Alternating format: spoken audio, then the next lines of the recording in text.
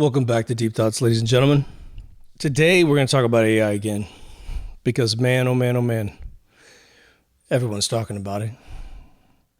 Now I'm going to take a different tact on this thing because I keep thinking about it and thinking about it and thinking about it. Because the big question is this.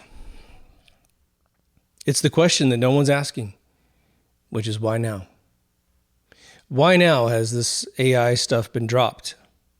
Because people warned us about AI before it was ever here in any measurable way. It was in the back-end servers that are studying all of your data. Farce book, right? A military operation that basically went private sector. Always meant to be that way. The fake guy who's in charge couldn't program his way out of a fucking paper bag. But of course, idiots that don't know code. Oh, did you see the movie? You see what, I know exactly everything about Facebook. Mm-hmm. Yeah, sure. That's not even our concern at this point. The big question is, how is it going to injure us? How is it going to cause problems for us? Who's going to be complicit in it? Who's going to help it? There's all kinds of perspectives we could analyze this from. For those of you who consider yourself to be pretty aware individuals, you're looking at the structure of the world. You're looking at the power structures of the world. Who are those people and where do they come from? And what have they consistently tried to do to humanity?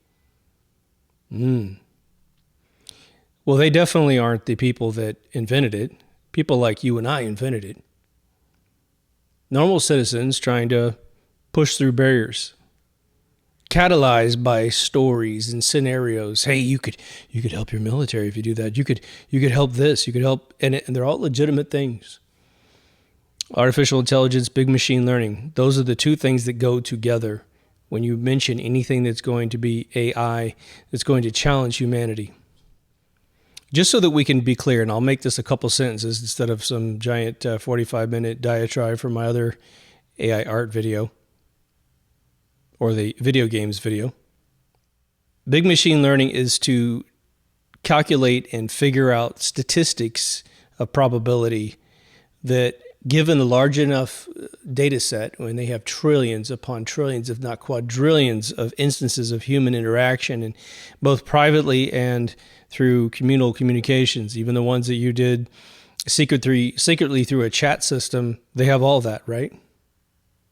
Was it Cambridge Analytics? Just remember, they sold you out. Every single chat you've ever had sent, dick pic or whatever, up until the point that Zuckerberg's controllers sold the data to Cambridge Analytics. All that is in someone else's hands, just to peruse like a database. So anything you thought that was secret wasn't secret. And that's what you get for using other people's quote unquote free services. AI is simply the metabolization of all that data to interact with the data in a very intelligent, conscious way. Conscious being, it's aware of what it's talking about. It's aware of the context of what you're talking about, which is why you can go on ChatGPT, start a very complex conversation, put several characters and pieces and parts and places and things into a conversation, and then you can chat with it in an abbreviated fashion like you would a human being that you're staring across a room at, who understands that you've talked about these things in the last hour or two or whatever, and then you can say, well, what about that red thing? What about that? What do you think about that? And it's just the AIs have been educated to a point and programmed to a point to harvest what you're saying and understand. So why now? Why now? That's what we're going to talk about. If you live in a first world country and you aren't stuck in your living room with your head in the sand, then you know that first world countries are under attack globally. Number one way they're doing it is to move all of the third world countries into the first world countries. The complicit nature of some countries doing this is unbelievable. Giving higher standards of living, several orders of magnitude of living style, amenities, money, freedom to go conquer your country because they don't have bills. They're being given tons of money, 5-star accommodations in some cases, cell phones, medical coverage, everything that you have to work and translate your calorie energy into a monetary unit of some sort and then save up to spend so you can get a surgery so you don't have a gimp leg or a bum eye or whatever. They're getting it all for free off your back. You know that's happening. It's happening to the United States. We're fighting back a little harder because we don't have as many orifices coming at us necessarily, but the southern border is absolutely open. No worries about Canadians coming down. They like where they live. They come down, they visit, they go home. What if you wanted to disable an entire planet? Disable it at its core. You wanted to go after the one group of people that can stop you. They can stop you in every way, shape that a group could stop another group. They can outwit you. They could outspend you if they could make money. Haven't you ever lived your life when everything's going right and you notice that you feel enlightened, meaning you can see more because you're not concerned with the minutia of life? What do I want to do with my money? I don't know. Let's invest it. Oh, let's do that. Let's build that picket fence around our house. Let's send our kid to a better college. In fact, our kids are already off of college and all the grandkids have all their colleges paid for. Maybe we'll just set up a fund to give scholarships away. That improves your country. That improves your people that have worked extremely hard and labored through all those phases of humanity before there were global cabals. They just fought hard to get what they have. I'm not saying one group has more than another, but if you convince a third world country that they don't have enough when they actually do, because they don't need all that crazy jet ski shit and all this other shit. But if you put out a bunch of pieces of culture and tell them whatever they're willing to view or listen to, television shows, music, movies, general conversation, stuff in the press, and say, look how much they have and look how much you don't have. The haves and the have-nots. They will eventually, dumbfoundingly, want what you want what you have. And if someone enables them to come and get it from you, from the policymakers of your country, it's happening in the United States like crazy. The current administration is there to destroy the United States of America for a larger goal. That's what it's for. And they didn't get a family that has any cohesion except for perversion and corruption. There is no care. There is no America in the current administration's, at least the surname of the guy in charge. They don't care anything about this country. And they have amassed enough illegal wealth through corruption that they can live anywhere in the world for the foreseeable future. And I guarantee if they hand this country over to the people that want that to happen, your country as well, your leaders as well, they'll be taken care of up until the cleansing.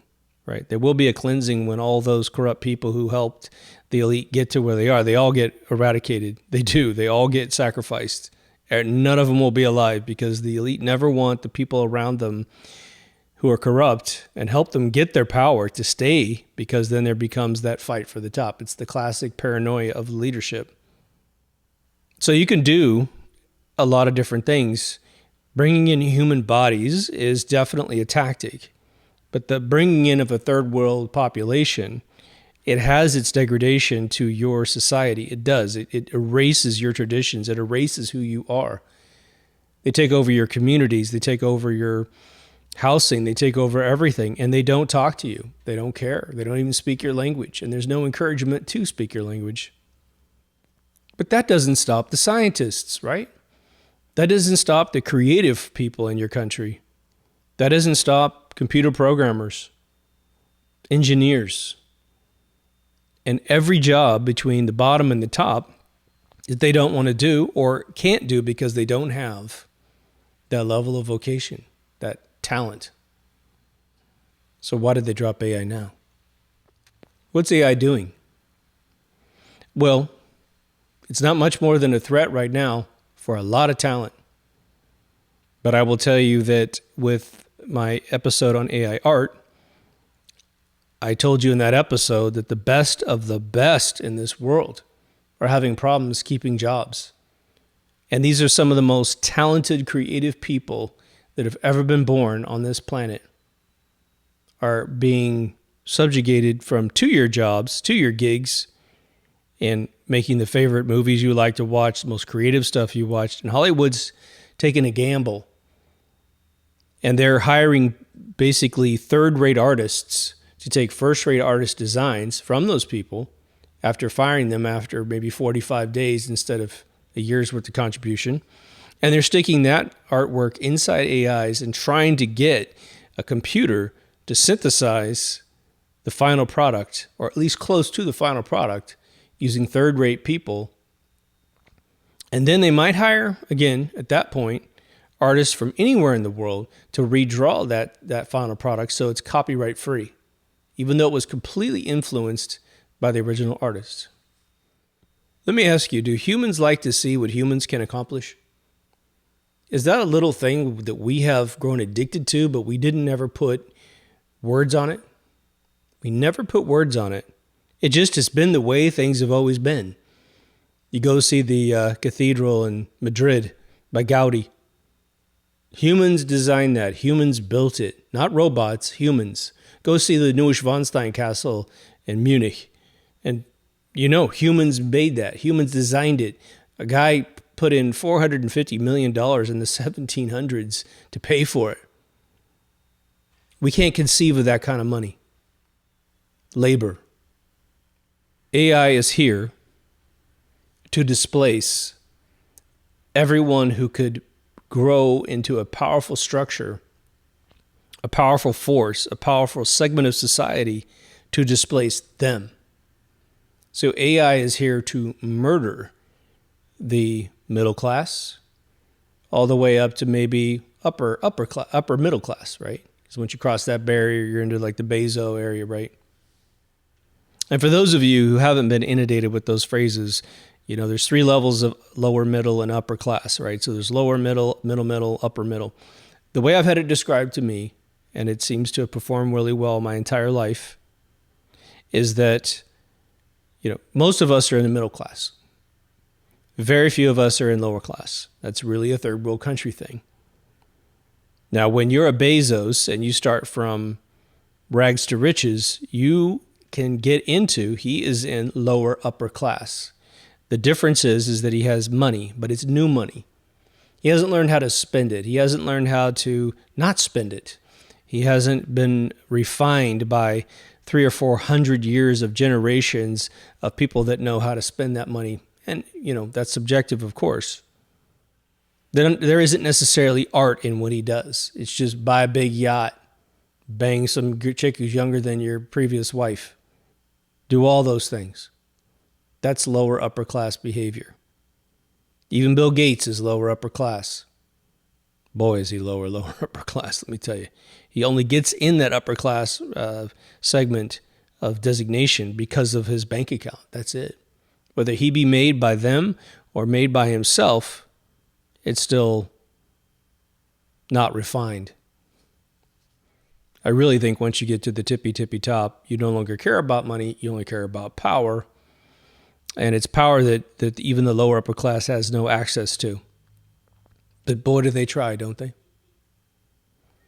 But I'm going to lay this on you the way I laid it on my friend about the art. Because it's a paradigm shift in the way you think about generally everything that might challenge your life. When something is going to attack you, whether it be light or heavy, typically we have a binary choice. Be attacked or try to escape the attack, aka avoid the attack, right? But there are other strategies in a single third category. And this is what generals do. This is what leaders do. This is what chieftains do.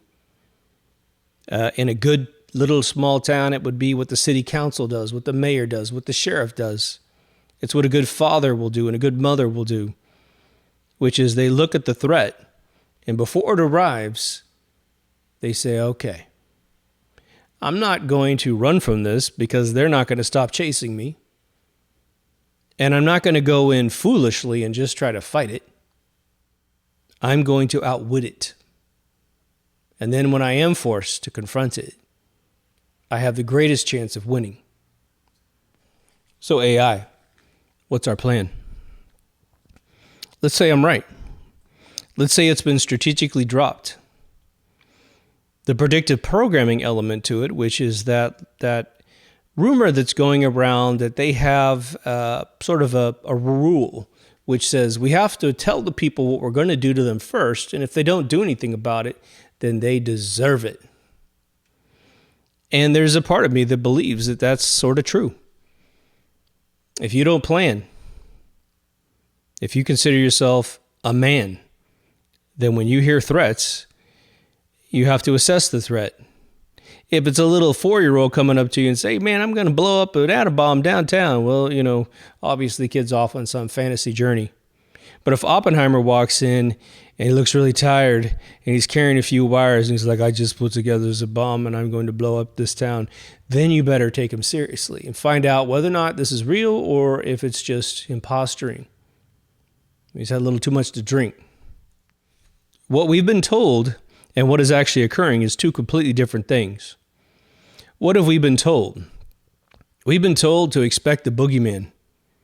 That literally John Wick and Neo are gonna become a child together, some love child together, and then he's just gonna walk down your street and just transform your world, and it's just gonna be some apocalyptic moment of AI taking over the world, something big, something huge, and instantaneous, just like a Hollywood movie.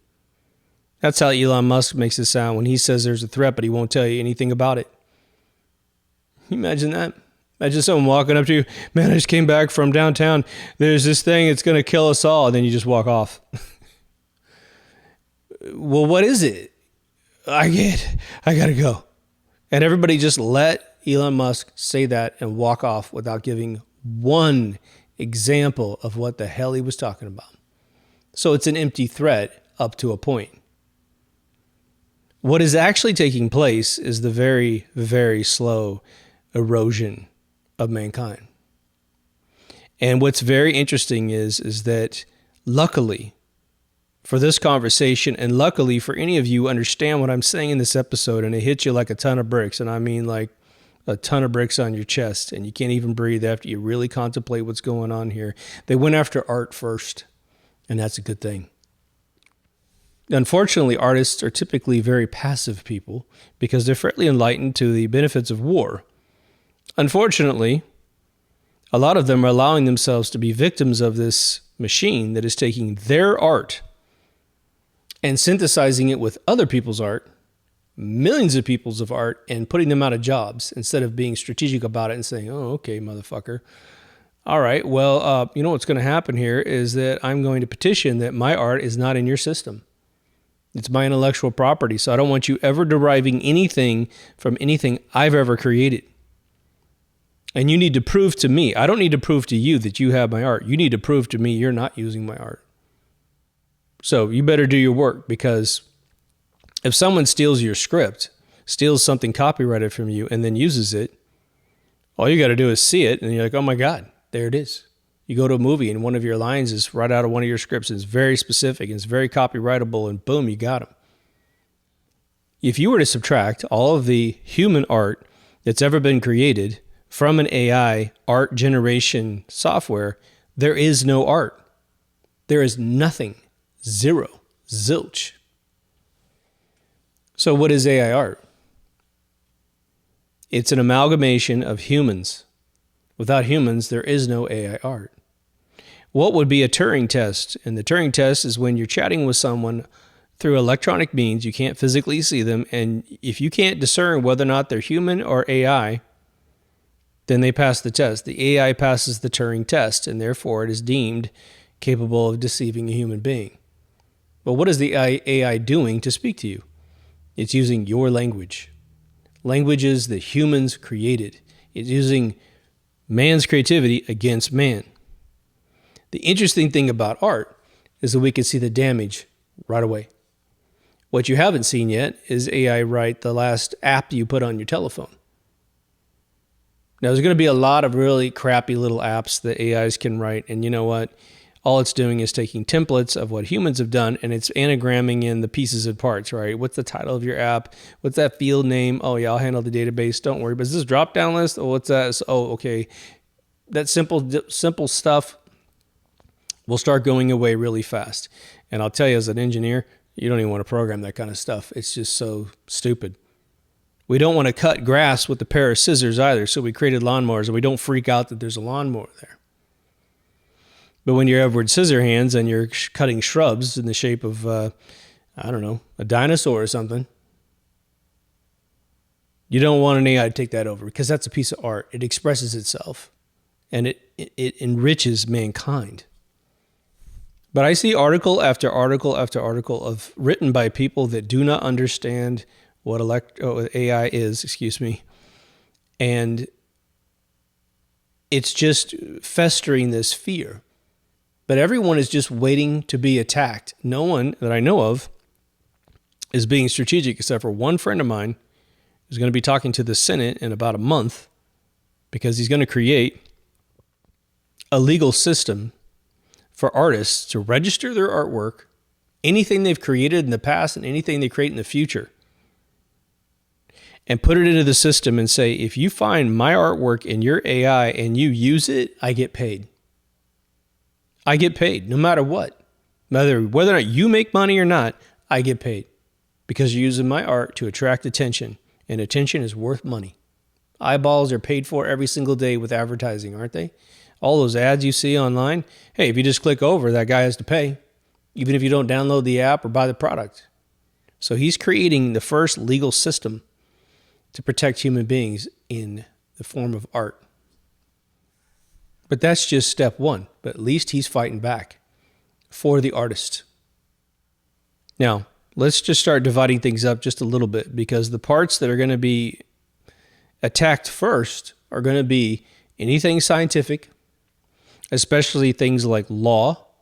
Law is going to be, hiring an attorney is going to be a percentage of what is happening today. For instance, you can take all the law books from around the world per region, shove it into AIs and say, now you know California law, now you know United States federal law, you know a province law in England, you know all of English law, you know Scottish law, Irish law, etc., etc.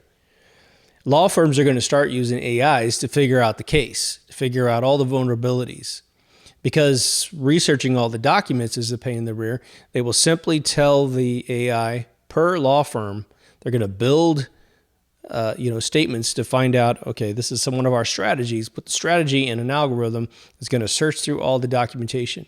It can read documentation. If there's a receipt, they just scan it and boom, it gets read. The date, time, place, what was purchased, anything. And so they'll ask the AI, do you find anything suspect here related to this set of activities?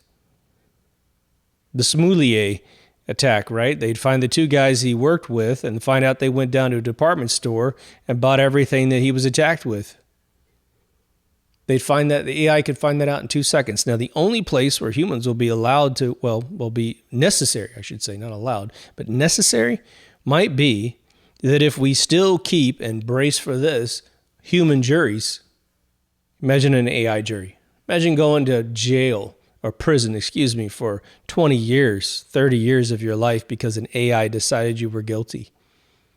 See, I mean, this is like where we have to play out all the scenarios and start what my friend's doing to protect artists. We have to start forging the laws to protect ourselves from what could possibly be. But imagine the AI comes up with all the arguments, and then a human being has to present it because it's an emotional connection with a jury of your peers. Now, hopefully, jury of your peers, in flying quotes, will keep us away from AI jurors.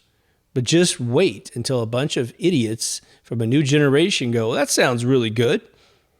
And then poof. And they'll orchestrate cases to make it feel like it's a great thing, to compromise all of your freedoms. It will take a while. There isn't going to be a boogeyman that jumps out and destroys the world. It's going to be a slow erosion. So you're looking up for Godzilla, and what's happening is your ground is turning into quicksand underneath your feet. So stop looking for Godzilla, or at least parse your time accordingly. Maybe a percentage a day you look for Godzilla, but 99% of the time you're looking for what's happening to you right now. If you are a parent or a grandparent, your responsibility is to get involved fast, and look at how it's going to affect your kids, your grandkids, your grandkids' kids. Especially if you got time to waste because maybe you're a little bit retired. Maybe you got some money. Maybe you know someone in the law aspect of life, attorneys that might be good at this. Make the phone call. If you are a son of an attorney or a daughter of an attorney or a nephew, niece, or whatever, make the phone call. Prime it, prep it, get them ready, and say, what about this? We need to strategize. Otherwise, you get the world you deserve. What's another category of AI that we're worried about?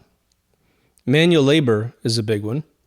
And manual labor, I believe, will be protected for an extended period of time, because the one thing we have not seen any convincing execution of is robotics.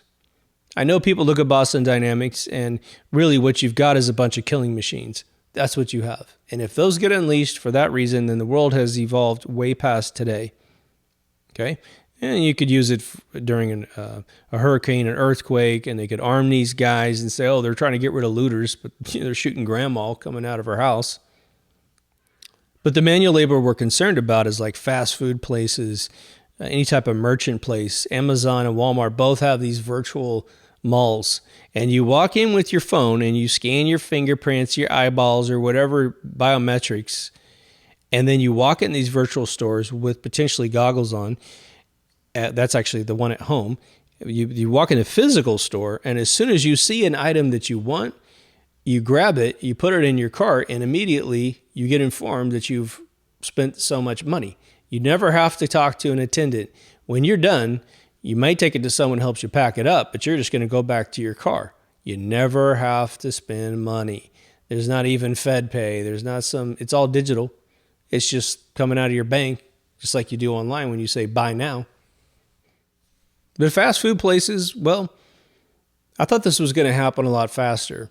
No more than 2 miles from me is a McDonald's that was actually started with kiosks where you could actually order everything and just walk up to the counter and grab your tray and sit down or take it to go. Now, of course, there's apps that do that perfectly. They took the kiosks out because they got gummed up by the public. Now, in terms of the food being actually generated by some sort of mechanical device, absolutely, they could have done that a long time ago. And why haven't they? Because, man, all those minimum wage people now, you got people making tacos in this town right here making $25 an hour. Crazy. Part of it's because minimum wage is so high, but the other half is that no one wants to work at some of these places. Okay. You think coffee can't be made by a machine? I mean, 30, 40, 50 years ago they did. In fact, in the early 60s, you have vending machines that could make coffee. When I was a kid in the 70s, you could get anything out of a machine. Sandwiches, TV dinners, everything. Oh, was the food crap? Yeah, but what's the difference? What's the difference between vending machine food and fast food? No difference at all. And if they simply put more technology in that exists today, it's existed for decades, into the machine and simply convince you, Japan's done a lot of this, right? Japan has the most amazing vending machines in the planet, okay? They just simply haven't sold it to all the other first world countries. We still like to interact with human beings. We like to see what human beings can do with their hands. Why do you go to a Michelin restaurant versus a good restaurant down the street? You spend about a month's pay at a Michelin restaurant. Why? Because you want to see someone like Gordon Ramsay create a piece of art. You want to see desserts that actually have physical, wild things to them. Well, if you crack that open, the hydrogen comes out and it mixes with this and blah. You want to see things that only humans can do. And we're ages away from all that being automated. That's good news. We have time. We have time to get organized, okay, and displace this stuff. There's really two strategies we have at our disposal that I can think of off the bat that we can react to right now and have some progress. One, we reject it. We reject products made by AIs. Valve Game Company has banned any AI from any of their games. Awesome. They're a big company. They control a lot of publishing. Awesome. You as the consumer, have to reward those vendors. Give them your money. to reward them for that, and stop giving your money to companies that are going to endorse it. Hollywood and television are going to make you make a big decision. You thought Bud Light was a big decision? You thought Target was a big decision? Just wait for it. Wait till a movie has a ton of AI elements in it, and wait for them to make it very entertaining. And then you're going to have the car ride home is going to be a weird one. If you happen to disagree with it and someone else in the car is like, that was great. They just put 200 or 300 people out of business who are literally incapable of finding other work. Because if you become a computer artist, for instance, or a hand artist, especially in this world, you're extremely rare as a human being. The amount of slave work that goes into making something like Avatar, the second one, or any of these movies, it is laborious. It is painful. It is thankless. And they slave so you can have a little bit of fiction. Now, we might give them better tools to create better models a little bit easier, but at the direction of human beings. So pushing it back culturally is one of the biggest things that we can do, which means you have to do your homework to figure out with what you intake, what part of that is going to be subjugated to AI, and then how can you pick a company that doesn't use it and pick a company that does use it, doesn't use it, and reject the one that does, right?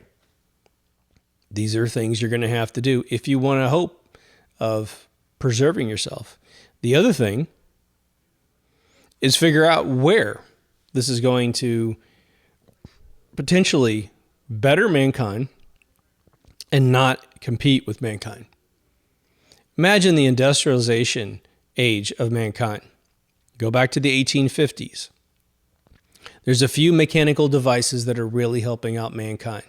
Okay, probably the railroad and the telegram by at least 1870s was the two biggest things that were absolutely transforming the face of this planet. Okay, and it put a few animals out of commission. I don't think anybody was carrying anyone on backs from point A to point B, right? We survived that. Now you get into the 20th century, and then all of a sudden machines and computers and silicone, oh wow, did it do amazing things. There used to be people that used to add up numbers, get a few numbers wrong every once in a while.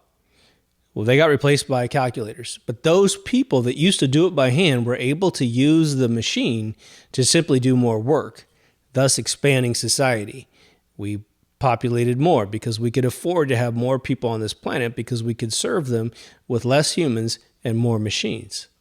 This can be the case for some of the AI out there. Case in point, artists. One of the biggest challenges of artists in this entire world is they have a vision in their head. This goes for musicians as well. They have a vision in their head, and they're just trying to get it on paper. My buddy Sid Mead, who's one of the best futurist artists in the world, okay, since passed. I asked him once in his 70s, I said, it looks like to me that you're able to get what's in your head onto paper or onto paper and then paint. I said, do you find it difficult to do that? Because I find that really difficult. He goes, oh yeah. And he goes, I don't know if I've ever truly transferred what's in my head to a piece of paper or to a gouache painting. This is from a master. Okay. Well, what if there were tools? Tools by which he is creating an original piece of art, and the mechanics of the AI are not plagiarizing other people's art, but simply saying, oh, you said you want a dog. Well, I have all of the 3D models of every dog that exists, real dogs that exist, not painted dogs by some other brilliant artist. What would you like? And they say, I want a dachshund. Whoop, there's the wiener dog. Boom. Okay, now here's what I want to do. Bing, bing, bing, bing, bing, bing, bing. And let's get some, it's for Avatar. We're going to create some weird animal. Okay, so pull up a mosquito, pull up a butterfly. Okay, take the wings off the butterfly, put it on the back of it, and make them much bigger. Make it big enough to aerodynamically lift this heavy body. And it's figuring out all the math. Now we're going to put a paint job on this thing. Okay, I want you to go get marble from this place and limestone from that place and fur from this other thing. The artist is still being the artist using better tools, but simply shaving off what would take a tremendous amount of time to go and learn the anatomy of all these animals, the anatomy of human beings. But it's simply deriving it from scientific empirical truths and not stealing it from someone else. This is humanity being strategic about an upcoming technology. There's a million ways to do it with music. A million ways to do it with music. You could even say, give me a bunch of beats that are in the public domain that are in sort of the R&B realm between 1978 and 1982, with an emphasis perhaps on a disco genre. And it already has it in a data bank. And they're all public domain. They're all available to use without license. Or if you have to use a license, you lean over to my buddy's contract system and you're willing to build a song that costs you a certain amount of money. Paul's Boutique, the album generated by the Beastie Boys. I think it was their second album, right? That album was the last album I heard by I think it was Chemical Brothers that put it together for the most part. It was the last album released with tremendous amount of samples before the laws kicked in. It said you had to pay for those samples. And they estimated the cost of that album conservatively would have been over $20 million worth of samples. That sounds incredibly high to me, but that's the number I've heard. But you saw the process happen in the past with this sort of plagiaristic thing. But there's a whole category of AI that's already in play that we haven't passed any legislation on. Because we're so damn stupid as human beings globally, we don't even know it's happening. And they tell you, especially if you have a person in your family that uses the conspiracy word, that you're completely delusional that this is even occurring in the first place. But then they'll complain that they mentioned Black & Decker drills and suddenly their phone's selling them Black & Decker drills. Well, that's weird. The human condition has been gathered and gathered since 2004 when Farcebook launched.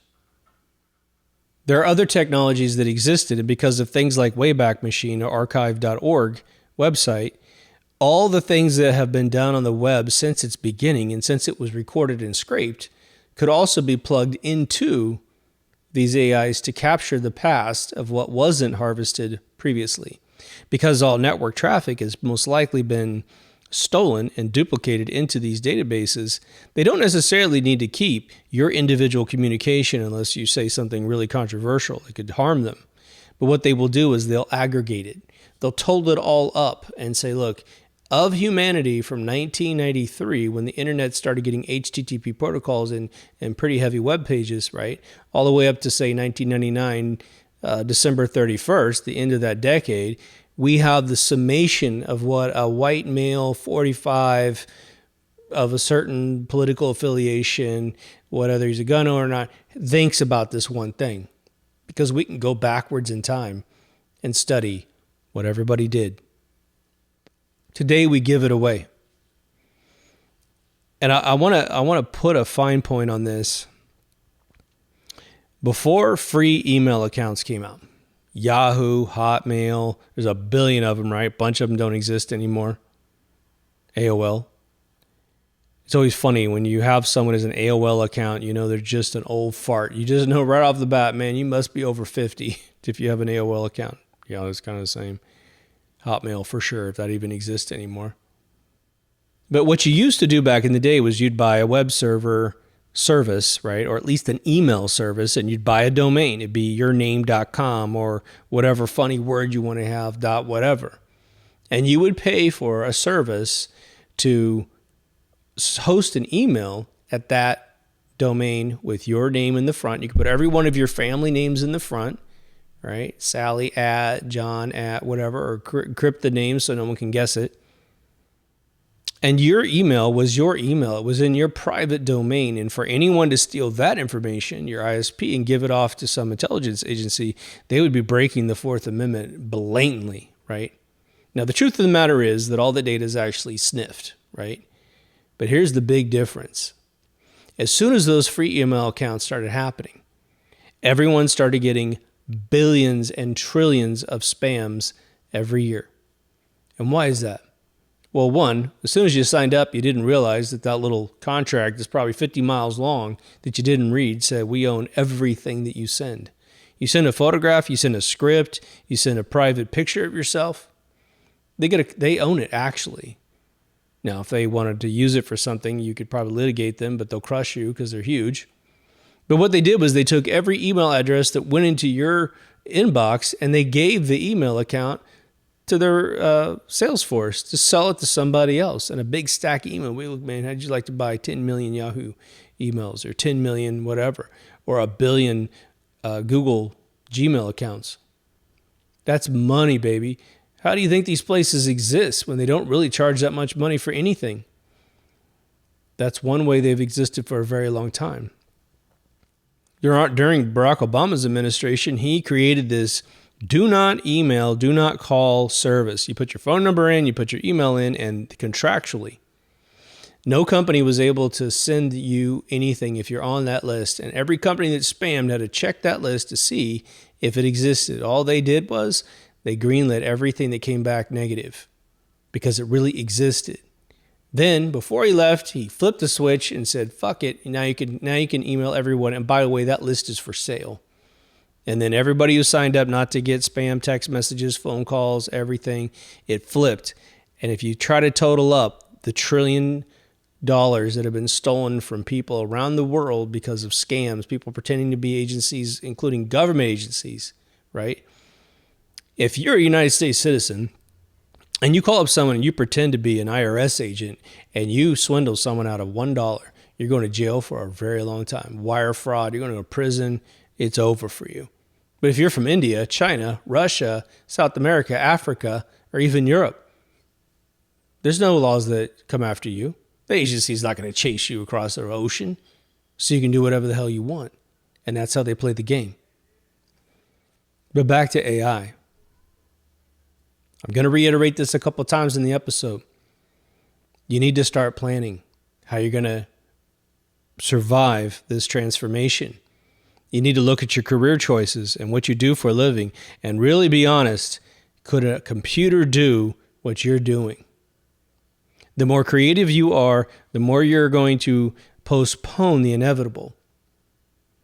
Now, what's going to happen with creative things, because I didn't say this before, is that they're going to convince culture to downgrade another level, as if they haven't been downgraded enough levels, right? So you get downgraded another level such that what was great, right, a Walt Disney hand-animated cartoon or a beautiful Pixar movie that's funny and creative, you're going to be the new generation is going to get for this. And but there's plenty of adults that think this is the greatest thing on earth. They're going to pull down the standards such that they can sell you more swill. Now, on the art side, I've got a friend of mine who did animations for Star Wars. He did animations for the movie Tron and a bunch of other stuff. He was never an artist because he specialized in animating lightning. Amazing. You've seen his work. I guarantee you've seen his work. 100%. If you've seen a movie, if you saw Star Wars, the first movie, you saw his stuff. He was the guy. He is online right now because he's a friend of mine, and he is posting just over and over. He goes every day. He wakes up, and he goes to AI art generation outfits. He generates a bunch of art and posts it on his Facebook and says, look how cool this is. Not paying attention to the fact that it's all plagiarized art from somebody else, simply pushed together by an AI. It's sort of like the bullshit about electric cars, right? They're actually not that energy efficient. To create one, it's super duper expensive, way more expensive to create an electric car than a petrol car. And of course, the lithium mines, well, all the liberals are supposed to be non-racist, right? And they're supposed to care about the world. But they don't seem to care that like one little kid under 10 years old dies every day at one of those lithium mines, if they're lucky, if it's a low count on the day. So you're driving around on the dead bodies of African kids. No problem there, because we're liberals. We care about everything. Here's my pronouns. But why does this guy do this? I'll tell you why he does it. Because he's not an artist.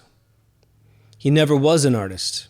He doesn't draw things that look like anything he's trying to draw. He doesn't paint paintings. He doesn't do anything. He never submits any of his own real artwork. Not cartoons, not anything. So this gives him an opportunity to usurp the talent of all the people that actually worked harder than him to become true artists. And he gets to usurp that. It's actually a young thing. It's a Gen X thing, to be honest. Gen X loves to steal everything from everyone else and say, look what I did. You know, look at Tron Legacy, for God's sakes, right? Everything is plagiarized from the first film. Everything's plagiarized from Stanley Kubrick. They got the Force from fucking Star Wars in that movie. I did that. That was my thing. You know, he used his hand to move shit and throw people around the room. That was me. It's never been done before. No, that's plagiarism from a hack. Now, of course, the music was amazing. The light cycle designs really evolved up beautifully. So there's some amazing shit in that movie. But a lot of junk crap that's just been rehashed. And someone should feel ashamed to rehash shit like that. That means you're not creative. It just means you're not creative. So you're a hack, and you're really good at being a hack. Here's your Oscar for being the biggest fucking hack in Hollywood. We need to invent that. There's going to be a ton of those awards awarded every single year. But this dude isn't paying attention because he's in his little hut in his little fucking hermit house, right? And doesn't give a fuck if what he's doing is putting people completely out of business. He alone should know that Star Wars wouldn't have happened had all the people that created Star Wars were put out of business. Then there's no art to go in to create anything out with an AI because he puts them all out of business. So what's going to happen with an AI if the attrition continues at the current level? All the artists of the world will be put out of business because you can't make money working 45 days out of the year.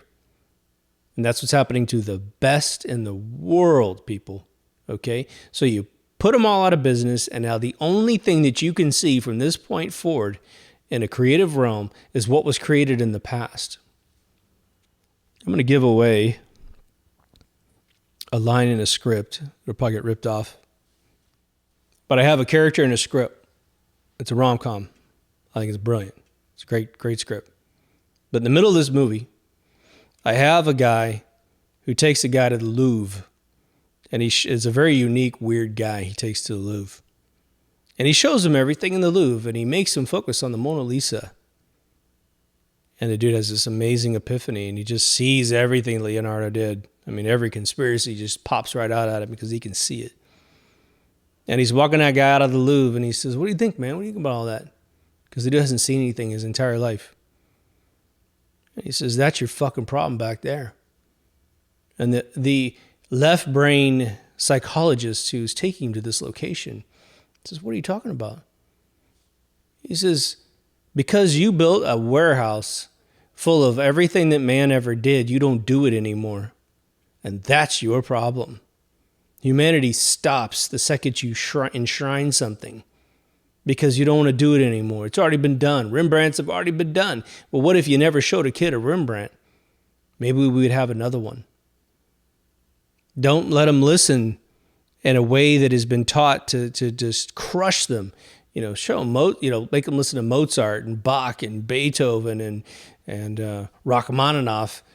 If you didn't fill the kid's brain with that stuff to the point where you just overwhelm them, and I know it sounds counterintuitive, you might get one out. Jean Baudrillard, the French philosopher, wrote about a thing that I created a whole episode about based on his books, and his books are little teeny tiny books, but good luck reading them in a day.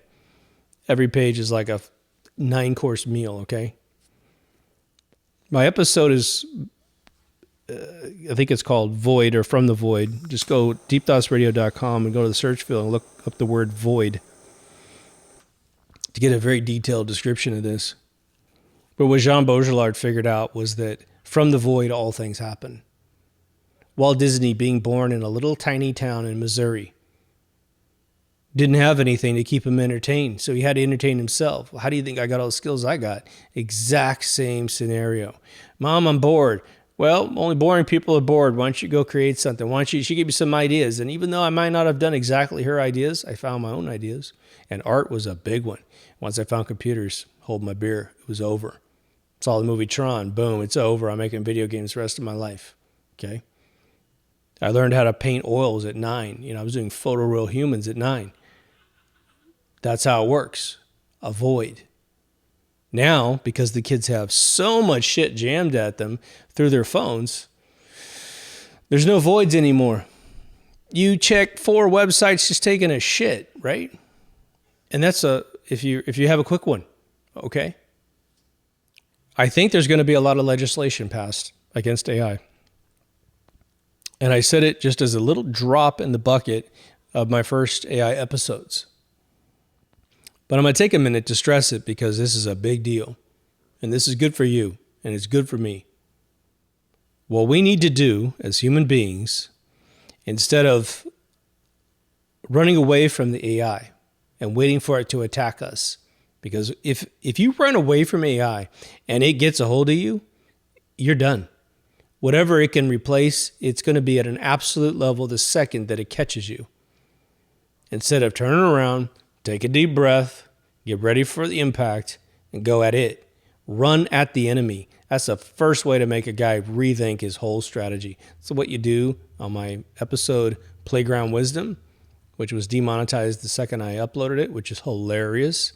It's basically you learn everything in life archetypally in a playground if you had one, and you lived a normal life. You'd have like a big brother protecting you the whole time. Once you deal with bullies, I'm telling you, man, a guy wants to throw down. You see videos of this all the time where little kids defend themselves against the big idiot, and they win just by slugging it out. They get a chin shot in there, and that guy never even felt it coming. Ping, he's asleep on the ground, right? We can do that with AI. And the one technique, and there's probably many techniques we can do this, and man, if you are having epiphanies listening to this, please get a comment in somewhere, some of our forums somewhere, so that we can all learn from this, because we need to strategize, man. And it's not about me telling you how it is. It's about all of us working together. I'm just here to kind of get the brainstorm session going, right? I'm using ChatGPT to enhance my programming skills. I'm using it to help me use 3D software from time to time. It's pretty light. But programming, unbelievable. But it's all in the art of asking the right question. You can ask it any question. I've got buddies of mine who can't conceive of asking AI a question, so they're losing out. And kids half their age, quarter of their age, are just walking right past them. Maybe not a quarter of their age, at least a third of their age, walking right past them because either they already know it because they went to school for it, good luck, or they're just asking ChatGPT question after question after question.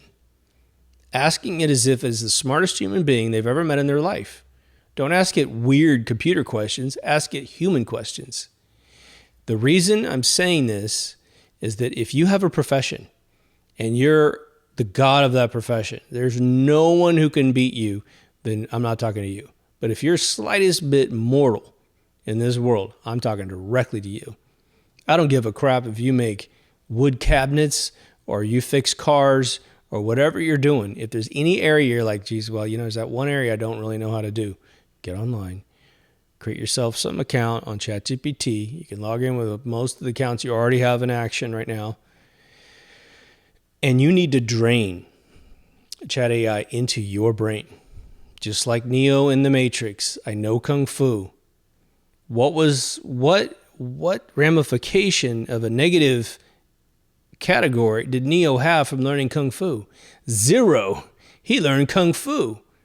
He was able to kick ass and take names and protect himself to get him to the end of his story, to basically integrate himself with the Matrix in the end in the first place, right? And of course, fuck those other two movies that came out afterwards. But the original ending was he was God in the end, and the AI bots that were on the outside controlling the human bodies, incubating us for batteries, he was in control. And then, of course, they pulled all that back so he'd be out of control so they could make more movies. Don't blame him. You need to drain that stuff into your brain. And you'll be utterly amazed of how much information that you can drain out. And it's not a real being, people.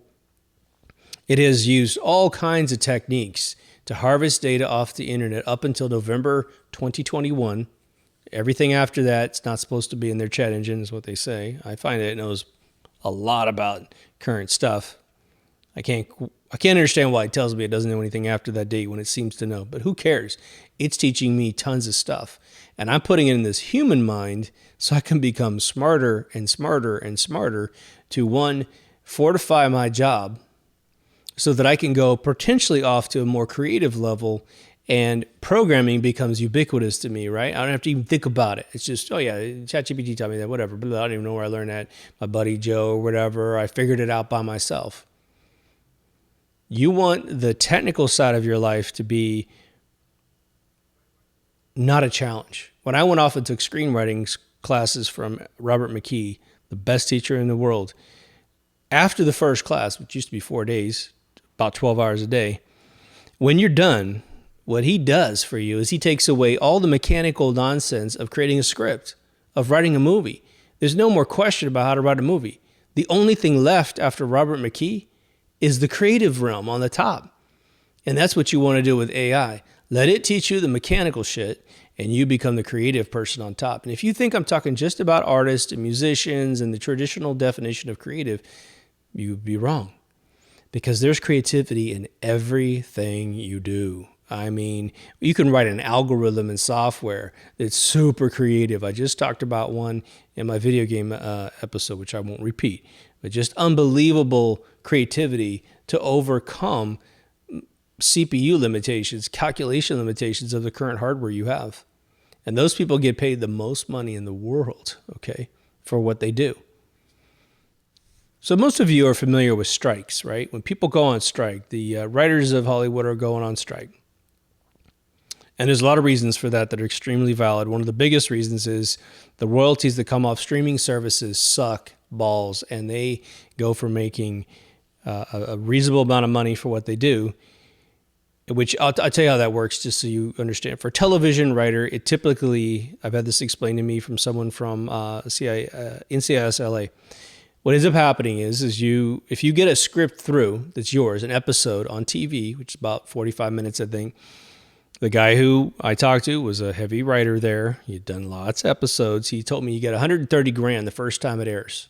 And this is probably increased because this is probably 2010 when he told me this. He says the second time it airs, you get half. And you get half, down to a little reservoir of a few $1,000 every time it airs. And that's how they make their money. But there's like 30 writers on a show. So how many times do you think that one guy is going to get his episode on TV? It's going to be like, old Star Trek episodes from the 90s. Every season had about 26 episodes. So maybe you get 2 if you're lucky. Then you're only going to make a few $100,000, okay, for the year that's there. And I know that sounds like a ton of money, but they're going to get grandfathered out sometimes where it's like everything that they write, nobody wants to buy anymore. So that's got to be their nest egg for the rest of their life. While you and I can continue working, sometimes they can't. There's only a few writers that get to continue forever. So strikes right now, you understand. They also have something called a scab. A scab is a person that crosses the picket line and is willing to do the job to screw over the people that are fighting for a better level of life, right? A fair wage. Now, of course, there are unions that are completely out of control. Teachers union being the number one, where they just basically hide pedophiles all over the place. But that's for a different conversation. But they're now going to be AI scabs. Because I had a guy at a smoke lounge just in the last 7 days. He was describing to me a new position that he had someone approach him for. He had a name for the position, and I regret not saying that a few more times so I could remember it for you guys. But the position is this. You will be hired, you can be hired at this point, and this job's going to probably continue to just explode, but you could be the person who asks the chat GPT engine and other engines when they come out questions to put other humans out of business. So they'll put you in the room, just like the scab that ends up working for the Hollywood studios and puts, dozens, if not hundreds of real physical artists completely out of business by taking a few conceptual pieces of art by one person or maybe 2 and generating all the other conceptual art, and then they bring in some cheap labor to just knock it off so that there's no copyright problems. But every category of business is going to have this scab, and that's what we should probably call it. You're a scab. You're basically going to take humanity, you're going to be responsible for taking humanity down a notch in the appreciation of human-created materials. Now, let's think about what they did with the food supply. We have something called organic and GMO. Okay, well, we probably all consume a little bit of GMO if you don't shop and eat at home almost all the time. You'd have to do that to avoid it, right? And there are funky definitions sometimes of organic versus GMO stuff, genetically modified foods. Well, for those of you who like to not be genetically modified and sterilized and have your gut blown out so that you're allergic to fucking peanuts all of a sudden, or you have to drink probiotics constantly, as if that was something we had to do 30, 40 years ago. I mean, every single giant trend to just be alive and be healthy that introduces itself, you need to ask why there was a need for that. Why did infertility explode in the 90s? Because everyone's eating sterilizing foods. That's why, okay? And even though Europe bans GMOs for about 7% of the districts over there, which is kind of odd because they're also a member of the World Trade Organization, which forces that on them, they're losing their population like crazy. Something sterilized and live in shells. People don't know why. Probably happening in the United States too. But we need to be able to say, this product is AI generated, so fuck those guys. This one's human generated, that's where we're putting our money. And we got to find the directors, the producers, the studios, from music to anything visual that we're willing to engage, and what we're not willing to engage. Send the message. You think Budweiser's about to put another tranny on a can? No way. Do you think they're about to put any message besides rah rah America? No way. You think Target's going to sell gender bending clothes to little kids with rainbows on it, you know, all the stuff to attract kids? Remember Camel cigarettes? Camel cigarettes made the Camel dude, right? When they got rid of the cowboy who died of fucking throat cancer, right? They made this pretty cool looking camel character, and all the little kids, when they tested them, knew exactly, when they saw that camel, they knew exactly what brand that attached to, even though they weren't supposed to advertise to kids. And they technically didn't. But it got out there on every billboard sign for people to see. And little kids were like, whoa, that's cute. Once studios get a wind of what the people are going to do, their only technique at that point is to continue using public education in your country and my country to dumb those kids down. There has never been a more critical moment in time, if you care about your offspring in the slightest, okay, to get them out of public schools, put them into private schools, or if you can float it and you have the intellect to teach your kids. Because I will tell you what, even if you weren't good at math, you weren't good at English, even if you did sort of a seeding job of getting the kids into those topics, even if you just bought them software that's like, use this software to learn math because there isn't any agenda in this software. Here's a typing application to help you learn how to type because you're 4. Because you're going to learn how to do it anyway, because you're going to pound on keyboards. The whole house is kid safe, right? Isn't it funny? Some of these studios are so woke and so bent, okay, that to even turn on a kid safe feature on one of the big animated franchises, the whole channel would have to be blocked.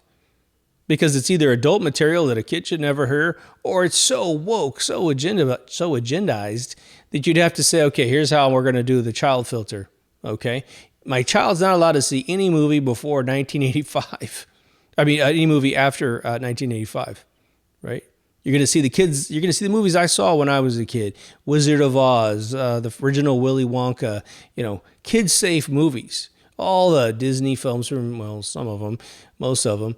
But, you know, once you get to the castle, that special castle on the front of the box, no, you can't do that. When the lion holds his kid up and it spells sex, can't see that one either. Just saying, if you care, you might want to make some changes. And guess what? It's going to be less is more anyway. You want to really screw up their plan? Get a young kid who's old enough to know, I'd say about 8 or 9, depending on how you raise them, and educate them about the difference between human-created material and AI-generated material, and make sure they understand this is bad and this is good. And the reason why is we're made of this stuff over here, and we're not made of that stuff over there. Now, again, with my example of an artist using a smarter tool to create human stuff, I got no problem with that. But once it starts plagiarizing other people without recognition, especially without any pay, that's where we got to stop the game. Now, let's just say, for instance, that we have someone who's a fan of another artist. Happens all, say Moebius, the guy who was the heavy metal artist, both the movie and the magazine. He did Half a Tron. He's an amazing artist. And what if someone said, look, I really like this French artist. He's passed now, right? 2009. But I want to study the way he does art. And I'm going to create some art that looks like his art. Some of it's going to be completely my new stuff that's going to basically pay homage to his art style because no one else does it. Actually, I have a friend who's pretty damn close. But he wants to use a tool with permission from the Moebius estate in France to license some concepts that he worked on and to modify them. And then it's presented as a Moebius collaboration with a living artist. How cool would that be? It's all by permission. It's all by true pay. And hey, if the Moebius estate wants to say, you know what, really cool idea. We got plenty of money for the pieces that you want to use inside your art and you need to modify them or at least label that particular truck or whatever is completely his design, but you did it in 3D, so we're going to see it a little bit better than he was ever able to do it. Just make sure he's in the credits, right? And so you know what you're seeing. You know what part is human and what part is AI. Imagine you had Star Trek Next Generation generated today, and we said, as a full admission, that the Data character, was it Brett Spiner does that character, right? What if we said today what we're going to do is we're going to let an AI, completely based on human anatomy, not stealing stuff from other people, generate a replicant, an android, an artificial robotic human being. And that's going to be 3D rendered into every episode, okay? But that's going to be part of the credit. The credit's going to be that the AI is going to generate the voice, the animation, and everything. So when you watch an episode, that character inside the Star Trek show is really an AI. I mean, you got to write a script from writers and that kind of stuff. You could you could probably tell that AI could try to write your own lines, and then you could see kind of, that's kind of cool. How weird he talked there. Maybe he doesn't use conjugations like Data. Those things could be introduced without, having GMO in your food and you don't know it. You're going to eat, here's a strawberry that's organic. It's not as big as this crazy Frankenstein one. And here's one that will shrivel up your nuts so you don't have any more kids. Which one tastes better? And you're like, I don't even care. I don't want to be sterilized. Thank you very much. Robert McKee, my teacher, he opens almost every class, whether you take a genre class or the screenwriting class, with a statement that I will not try to literally plagiarize because he says it so beautifully. But what he ends up telling you at the beginning of the class is that mankind needs fiction. We need it. We need it to inspire ourselves. And the way I interpret that is that talk is really cheap. But instead of being a negative statement about talk is cheap, it's a positive statement. We can write fantasies like H.G. Wells going to the bottom of the sea or the center of the earth, and we don't actually have to pull it off, but we can fantasize about it. And sometimes those fantasies can turn into actual things that are then eventually realized. And that's important. You cannot surrender. Humanity cannot afford to surrender that absolute core of creation to anything artificial. Okay? And if you really think about it, and I've said this a few times in different episodes, you might refer to the all-powerful being that you might believe in as God, Yahweh, various other names. But the one that we typically can agree on is if you translate the word across all civilizations that do have a unified God, is creator. And I love that term more than ever because that is what, if that being exists, what that being is, a creator. And if we're built in his image, his being just absolutely a placeholder, then we should be creators as well, which is why I think humanity always creates something. Always. Think about a child. You have a child, and I tell my friends who don't have kids, they load up with pets, and they get their They get overwhelmed financially. They get overwhelmed responsibility-wise. Pets are the greatest depopulation mechanism if you get them before you have kids. They can also make you feel like you have kids, but you don't have kids. And I always tell my friends who are intelligent, I say, look, the difference is this. Your dog's only going to live a decade, maybe a decade and a half if you're lucky. And then you have that moment where you say goodbye to your best friend. And believe me, some pets can love you better than any human being will ever love you. But the difference is this. Your dog might be kind of dopey and dumb when it's young, and then it learns how to sit, and it learns how to get your newspaper, and it just learns how to read you like a mystical angel. And I don't take that away from pets, especially dogs. But what your kid does is your kid, given a writing utensil and something to write on, without really being told to do it, will start drawing you, a potato head. And then it starts to have a potato head with 4 little sticks off of it. Then the potato head has a tiny body, and then it's on there. And I've said this a couple times recently. But it keeps getting better and better and better and better. And if your kid continues into art, it'll just get photoreal. And your kid then goes, wow, I don't actually have to draw mommy's face. I can draw a Martian's face or a robot or whatever. I can draw whatever I want, a car, a planet, a landscape. A little animal that doesn't exist, an abstract.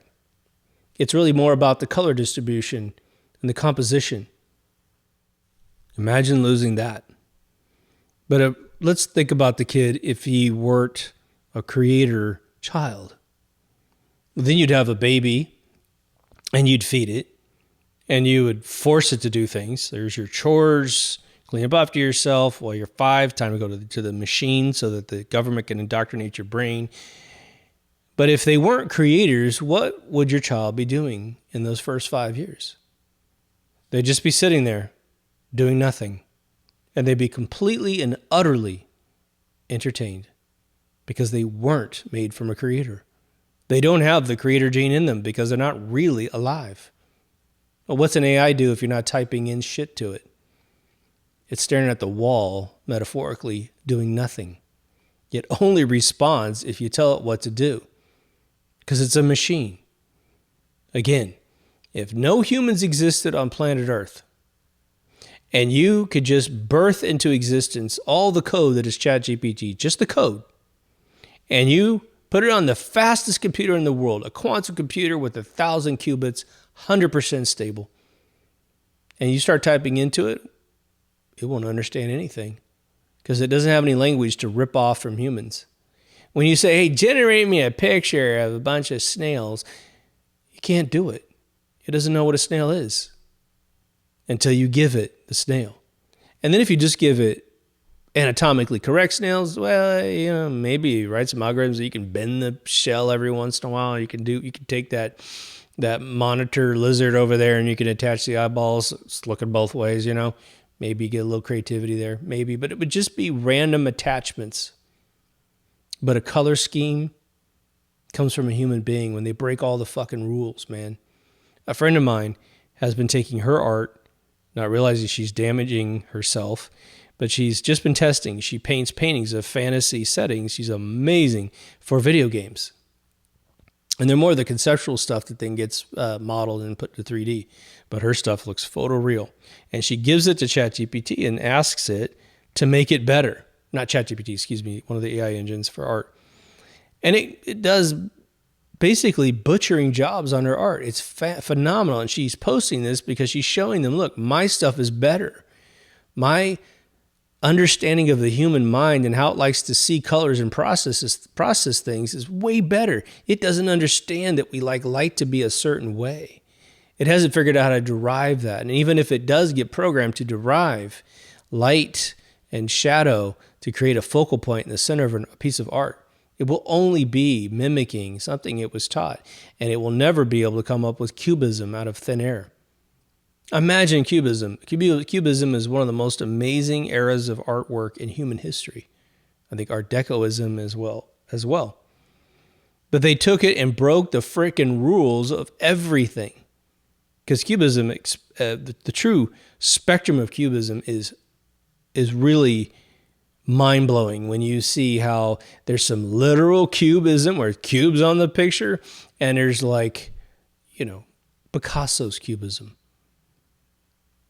Turning a woman's face and putting both eyes on one side of the face, but making everything else make sense with that style of painting. You may not like that style of painting, but it was consistent to the human mind. But it also made everyone who walked in the room take their brain out and turn it 90 degrees and put it back in. And they had to reboot the system so they could understand what the hell that guy figured out in a room by himself. I think he sequestered himself away, if I remember right, for several months before he created up what's called the party. I hope I have that name right. But that's what a human can do that an AI can't do. The only thing can be told is by nerds who have no creativity whatsoever.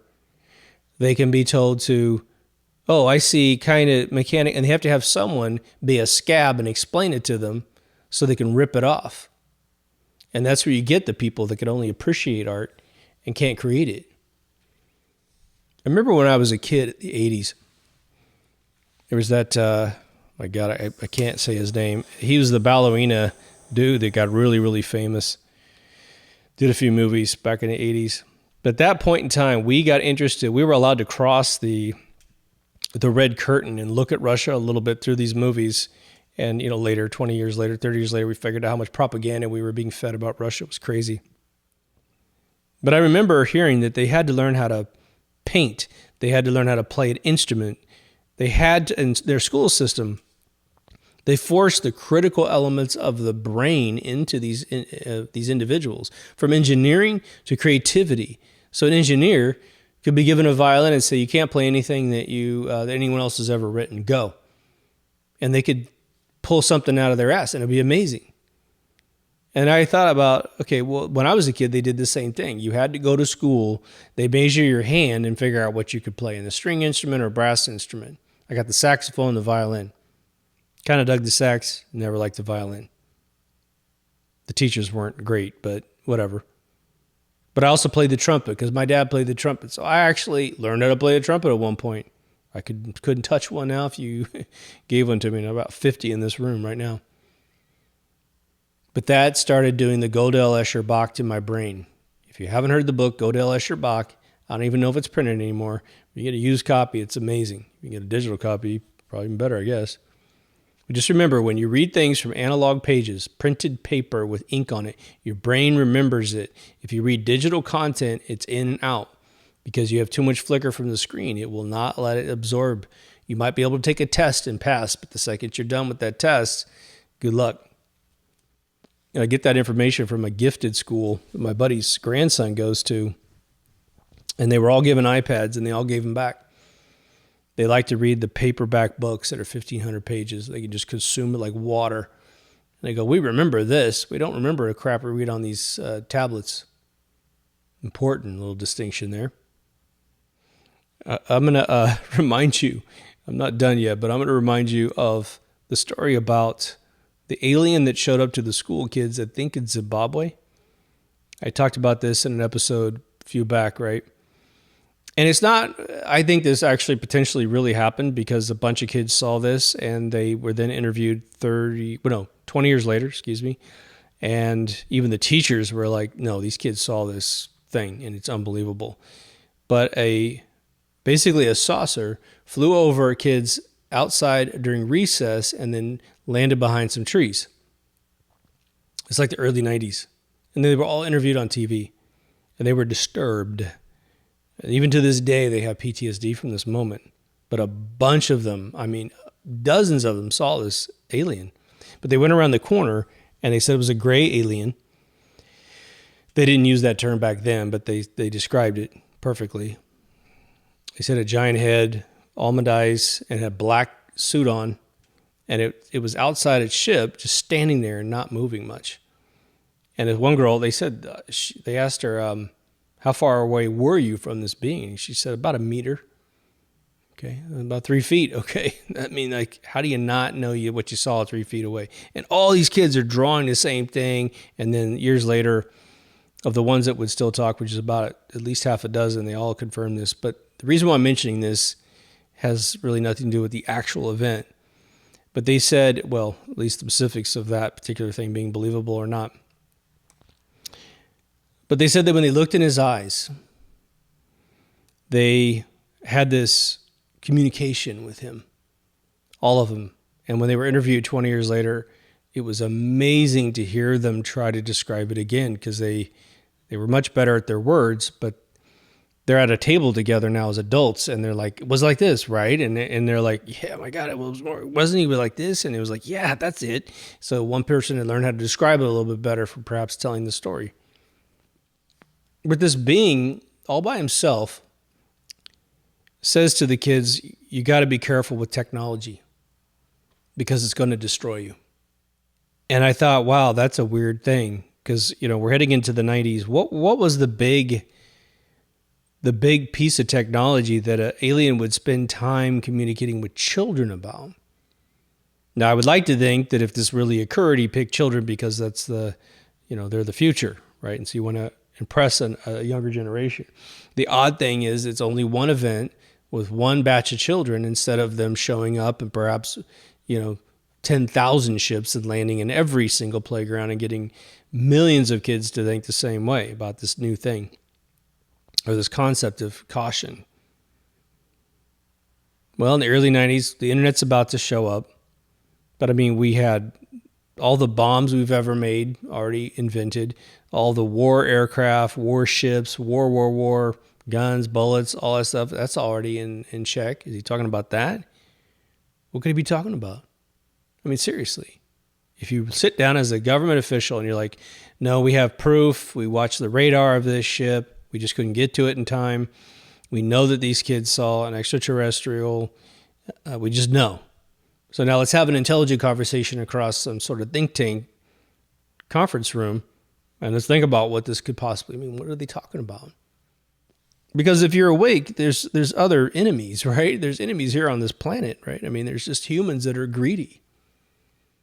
If AI had been dropped around the time that this dude showed up to these kids, we could link that together in an instant and think that that's potentially what he's talking about. So let's just use that story as a jump-off point to where we are today. We cannot allow this new citizen of planet Earth to exist willy-nilly. It would be like the movie Alien, or I should say Alien 2, Aliens, directed by Cameron. If you remember the movie, there was the wormy guy who was trying to get the embryo of the alien back to Earth to be studied, to be sold, to be potentially weaponized. And Ridley, played by Sigourney Weaver, discovers this plan, and I'm pretty sure he got nailed by the alien, right? Yeah, he dies.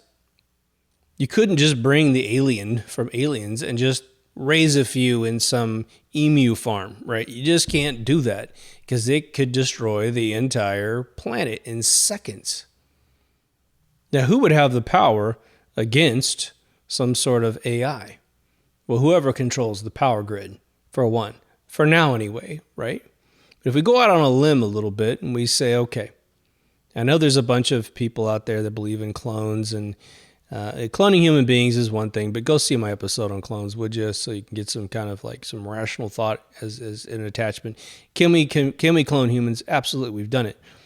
But can you just install the art or the instrument skill from the clone of Prince into his clone and just say, oh, he's automatically going to know 32 instruments and know how to groove? No, he's not growing up in Minnesota as a 5'3" guy, being underestimated by everyone in his town, being surrounded by some of the best musicians on planet Earth, and where he becomes even better than them. No, you can't just incubate that into a human.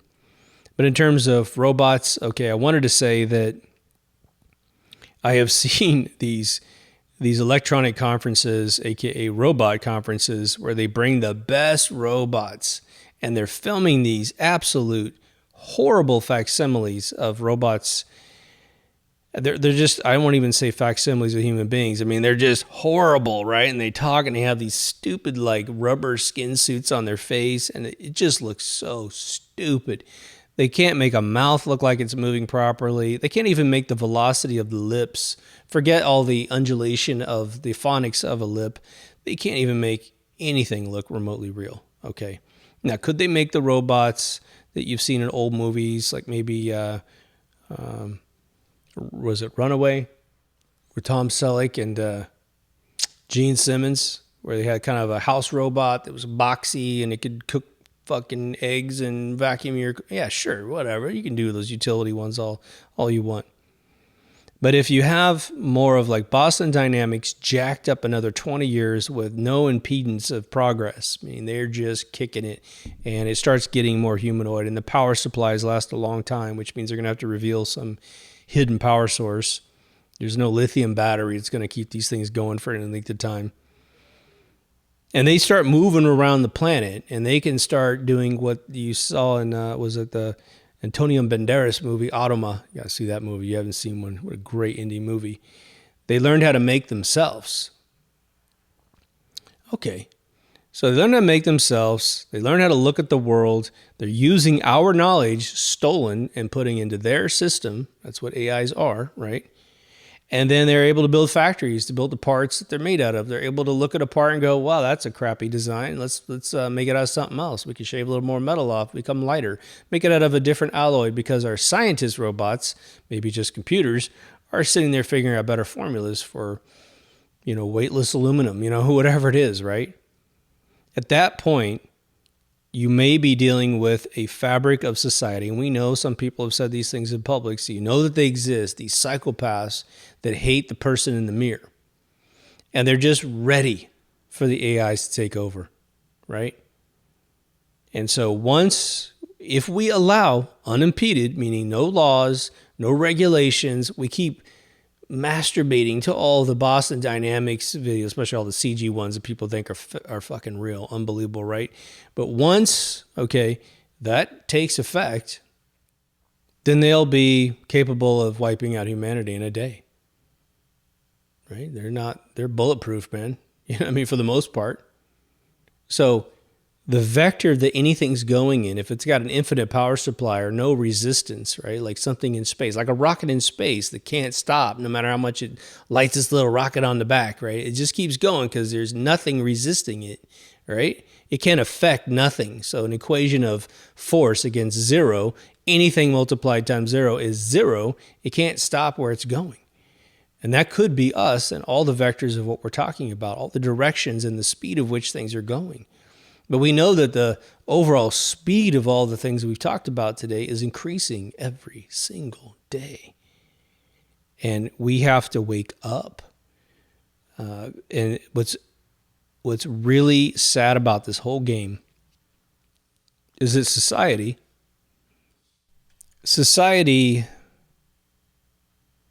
has been so comfortable, which is really our right. I'll give you an example that's sort of tangent to this, okay?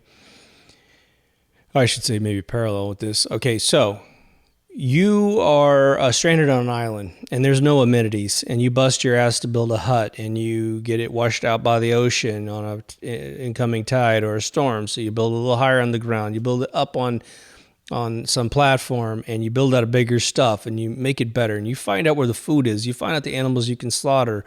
You find out how to fish. You build fishing poles and nets and all that stuff. And you build yourself a bunch of amenities. You did it. And even if you have kids and stuff, they're learning from dad and mom, and then they have kids and they pass it along, and you build a little society like Kamehameha in Hawaii, right? Okay. You should be able to benefit from those tasks. But what ends up happening is those things that we have done as human beings to make our lives better are now being used against us, because what ended up happening was the atrophy of not working hard is our brain. We don't have to think anymore. And the less you think, the less you make brain cells. That's how brain cells multiply. There's no other way. They have to have the nutrients and the supplies to have the materials.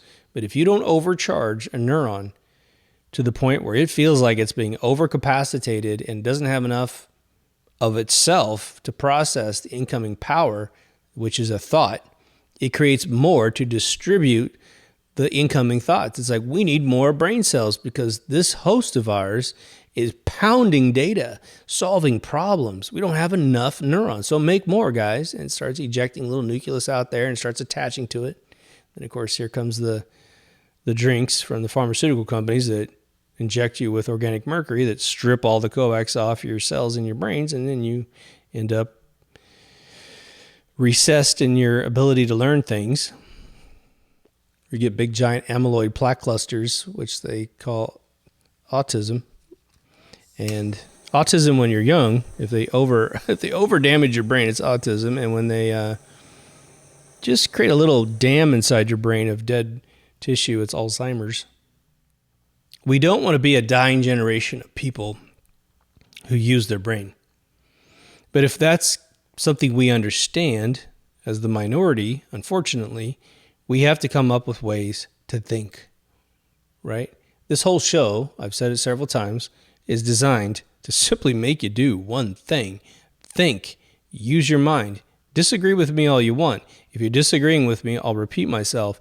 I've got your brain working way more than if you agreed with me. Unless I have poked and prodded new thoughts into your mind, which is based on the subject matter of a particular episode. But think about how riled up you get when you're pissed. You're just breathing hard and you want to kill somebody sometimes because you're so pissed that this information coming into your brain disagrees with all of your beliefs. If you're religious and someone says there's no God, wow, put an EKG on your brain before that conversation started and then take another sample when you're right in the middle of the conversation. I guess you could say we got to make school cool again, right? What were the 90s all about? I've been really thinking about the 90s lately, man. What a shitty fucking decade for humanity. It was pulling the fucking extension cord plug on humanity's entire intellectual process to take greatness from every decade prior and just piss it down the drain. We're being, rich kids pretending to be homeless. I can't get over that, right? I remember reading a music rag back in the 90s, and it said the guitar solo was dead. And they were, as far as the music that was produced, yeah.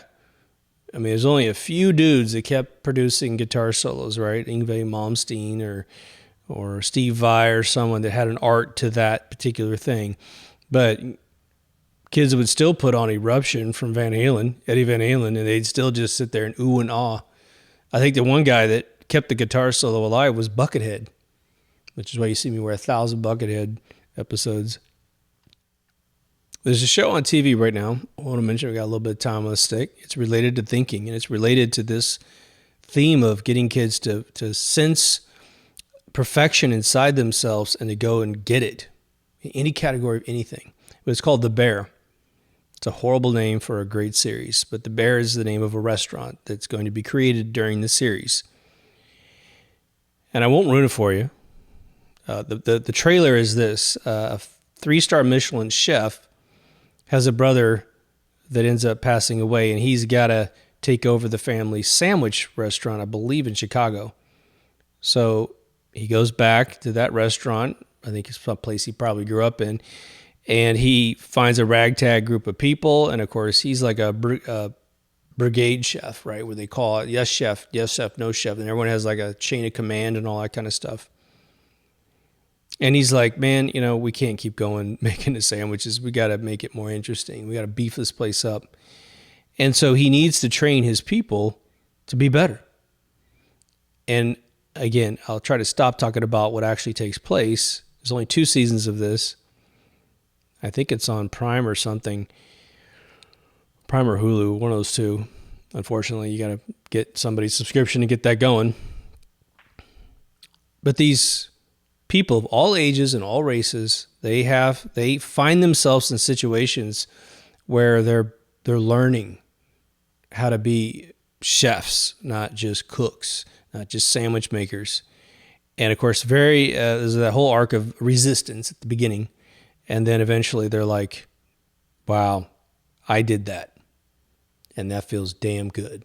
I did that. I did something I couldn't conceive I could do. And once you get bitten by that, oh my God, your whole life is different for the rest of your life, because then it bleeds into everything else you've ever touched with your hands and your mind, right? I watch a lot of Shark Tank because of my Mother Smoke Lounge. I never watched this show. I knew it existed, never watched it. But what I get out of this is that there are literally thousands of people out there still inventing stuff. And even if some of them are not great and they don't get investments, don't worry about that. It's the process that some of them have created businesses. I saw a kid walk in with an apparel company. I think he was like 13 years old. I think out of New York. Excuse me. Out of New York. And he was, of course, there's a Damon there who made FUBU. And this kid walks in with a whole apparel, like clothing. Awesome clothing. I mean, the quality was out of this world. And he's just with his 15-year-old sister, and they're just in there by themselves, no parents or anything. And they held their own, and they're like, they want a ton of money to give away a small percentage of the company, which is usually your death certificate on Shark Tank.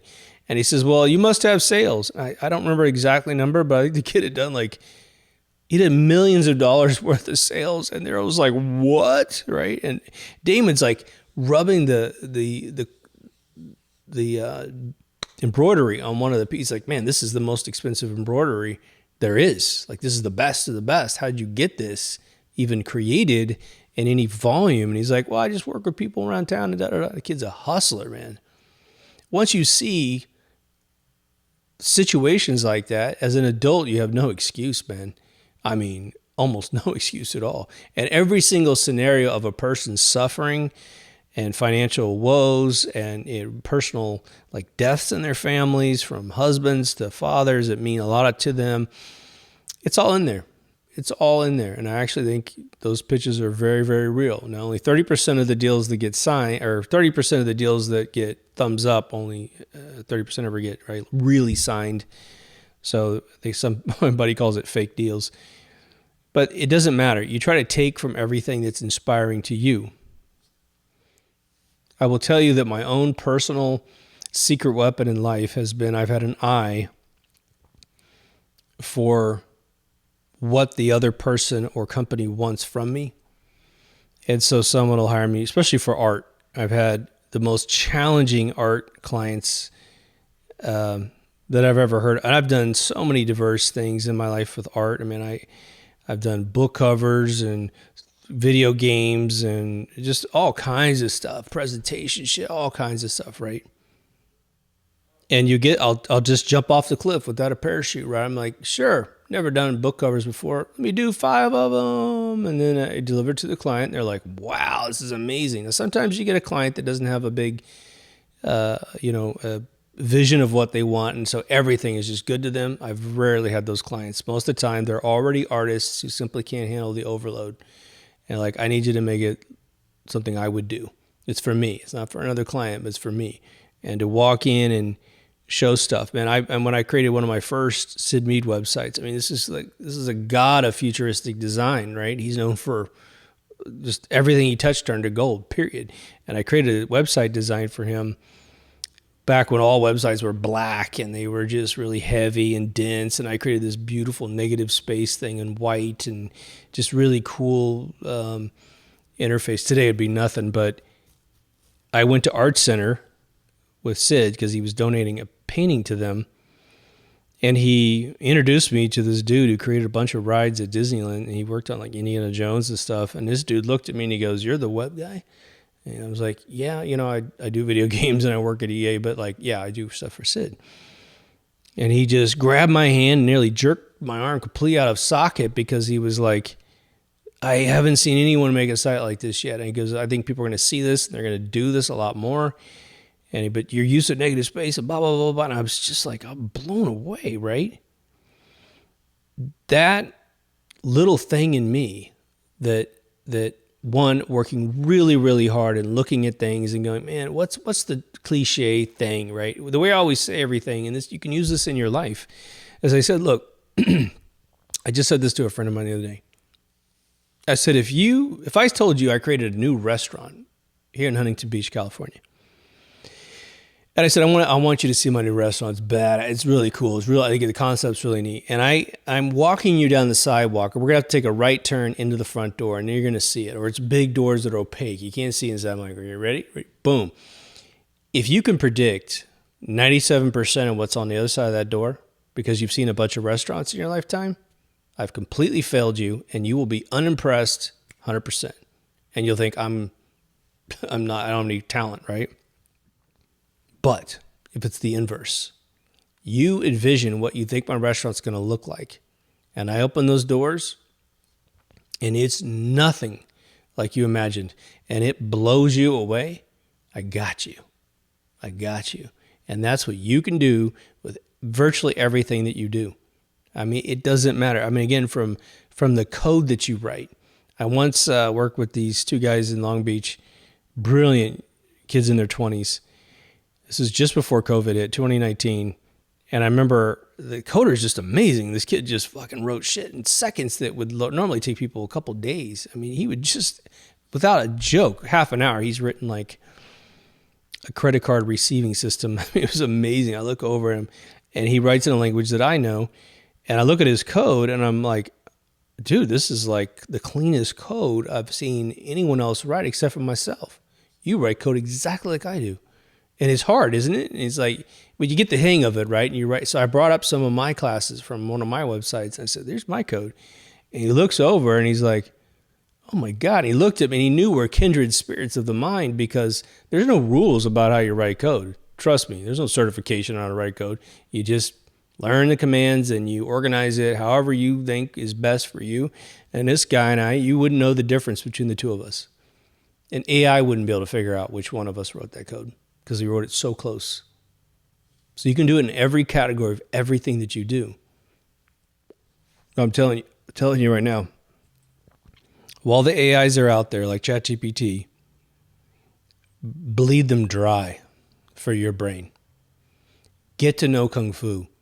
Bleed it dry. Just ask it every question about anything you were ever curious about. Now understand, of course, it's got, if you go off into certain areas of information, it's going to give you official stories and official narratives of things. Well, obviously, I think you probably know it's pointless asking it whether or not NASA went to the moon. It's going to give you official stories.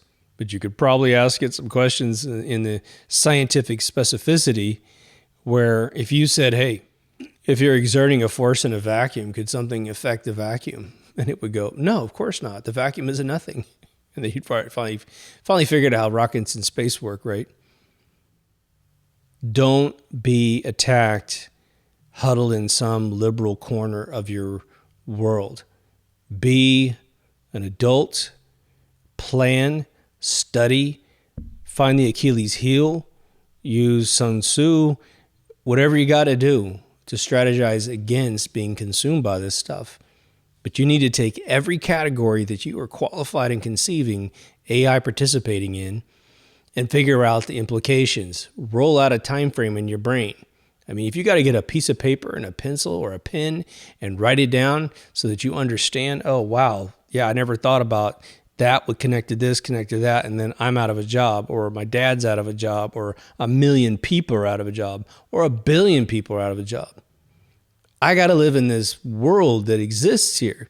So if everyone else around you, I mean, think about this.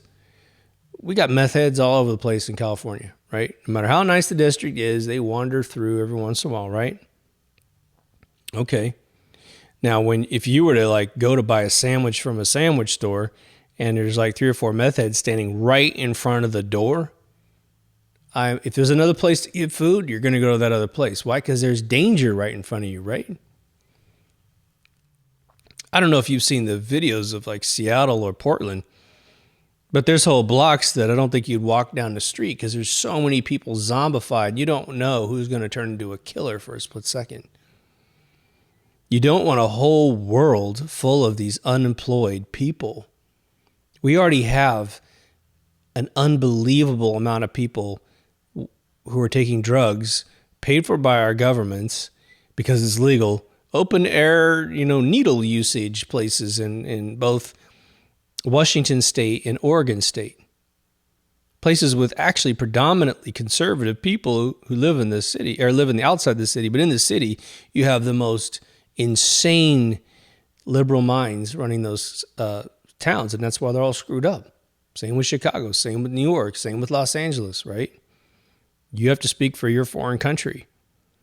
But now imagine millions of people out of work because the AI took it over and because we didn't strategize. We just sat around and got attacked. We couldn't have an awkward conversation with somebody, or like right now, everyone's asking about AI.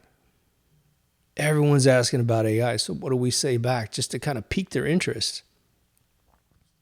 Well, we got to say, well, you better think it through, shouldn't you? You better think it through about your current job and your kids' jobs and your kids' spouses' jobs and your grandkids. You better think it through so that you can plan for your future, your whole family's legacy or humanity's legacy. Like I understand if you want to punch out, you don't give a shit, fuck humanity, whatever. You're not listening to me if that's the case. They got to think about the legislation around the subject matter. Should we be passing things? Are they going to trick us and pass legislation that restricts us from having access to it, but gives a bunch of privileged kids all the access to it? So their brains grow and our kids become absolutely unemployable. That eventually, a little fentanyl to get past a bad day, poof, they're gone. Why do people take drugs? Why do people drink alcohol? Well, a lot of times it's because life is bad. And they're just trying to skip some minutes of lucidity to get to the other side, to get to the next day when the sun rises, right? We cannot be so passive with our world, right? In a small town, they take care of each other. In a big city, they kill each other. They kill each other every conceivable metric of killing another human being, whether they kill your brain, they kill your body, or both. You know, the best trend that could happen in this planet right now, and I'm not kidding, would be to convince everybody from cities to find a little rural community and move there and just stay there. Make a move to other little communities if they want. They create their own little town if they want. But that's what would save this planet. It would absolutely disempower the electoral college, because all those states would have all of the power at the rural level where people actually find their morals. Remember, if you have a really strong moral base, you probably have someone in your family who was religious at one point and passed it down to you if you're not religious in your own right. But look at all the radical states in other parts of the world. They're all very religious. They fight for something in their heart. Whether or not you think it's crazy or not, well, guess what? You better make sure that your doctrine of belief is more popular than theirs. Otherwise, they're going to wipe you out. What do you think the Crusades were all about? It was about, we're going to say every sperm is sacred in Europe, so that number of people just swells to a giant group of people. We're going to indoctrinate them in whatever belief system that will keep everyone being nice to each other to the best of our ability. Of course, the powers are still on top, of course. Because there's a radical group of people that within few sentences, they believe they should kill the rest of the world. It's not really like that, but that's sort of how the intelligence agencies have designed it today. And because we've done so much damage as first world countries and third world countries by senseless wars and coming up with false narratives to kill a bunch of people and make them suffer, millions and millions and millions of people. For every person that died in one of those wars, they have whole families that are pissed now. Good luck convincing them you're a good guy. So we have a lot of work to do. If we fall for the AI thing, unabated, unimpeded, unregulated, and we don't take advantage of it to augment ourselves, basically steal from them, right? You know, there's a search engine out there that's pretty popular, but we know they censor us to death. There's a video channel I'm probably on right now that censors the crap out of you, but you can still teach yourself tons of stuff. Today, I had a buddy of mine has some 3D software. He didn't know how to do something. And I don't want to learn a different piece of software. So I said, why don't you do YouTube? I already did. And I said, bullshit, dude. We found a video. I kid you not, in 5 minutes, I found a video for him. And we solved his problem. I say, there, you're too old, dude. You're not going to the internet to find your solutions. You're trying to figure it out all by yourself, like 58 years old. Like, stop. Like, use the tools, man. That's the way you're going to remain relevant in this world because, hey, if you think you're going to die tomorrow, I get it. You don't care. But if you're going to live even 20 more years, that's only 78 years old. You got 20 more years to fill up with money. Unless you got a big bunch of money I don't know about, you still need to work to pay your bills. I mean, shit, trying to get a job over 50, you better be special in this country of the United States. Can't even imagine trying to get a decent paying job over 60, let alone over 70. Again, I watched legends of Hollywood. And I mean, they were more talented in their 70s than they were in their 60s. And before that, more talented, knew more stuff, could use the tools better. But they walk in 70 years old to an effects studio full of a bunch of kids in their 20s, willing to work for pennies. And they're asking for a job. It gets rougher and rougher. So we're going to have some thinking to do, folks. I know you feel me. I just wanted to really beat this up because this conversation is coming up every single day of my life now. And it's just, there's no answers for anybody. And think about the few episodes I've done on this subject. And if you're paying attention, you're following along, we're way deep. We're 3 hours, 4 hours, 5 hours deep into this conversation. So if I make another video about this, which I guarantee you I will, we're going to be 5 or 6 hours in this conversation. I'm not going to backtrack. Well, how do I get someone's brain to that 5 hour time stamp in a face-to-face conversation? I can't. Not without sitting there talking to them for a long time. Or maybe if they've done the big dig themselves, maybe they're 12 hours and they could teach me some and I'll bring it to you. Anyway, I know you feel me. If you haven't been to deepthoughtsradio.com, please go. Everything's up there. Our subscriptions are going up and then down, then up and then down, right? And again, it's all controlled censorship, okay? They are unsubscribing you folks because when I get a big packet of folks, they just wait a few days and boom, all of you are gone. So make sure you're still subscribed. And again, just find accounts from anywhere on the planet and subscribe to this channel just to piss them off because the activity in the videos have gone down, probably about 50 every 48 hours. They've been crunched. They've been just not promoting the videos anymore. Now, what's funny is we got more subscriptions on BitChute than some famous people have. I've watched a guy who's super famous over there, gets all the big interviews with all the big people. He's got like 100 subscribers, right? We have almost 800 over there. Rumble, their interface is pretty crappy figuring out how many people subscribe to things, but we get pretty good views over there as well. So just know if you want to move around, see things, it's all over the place.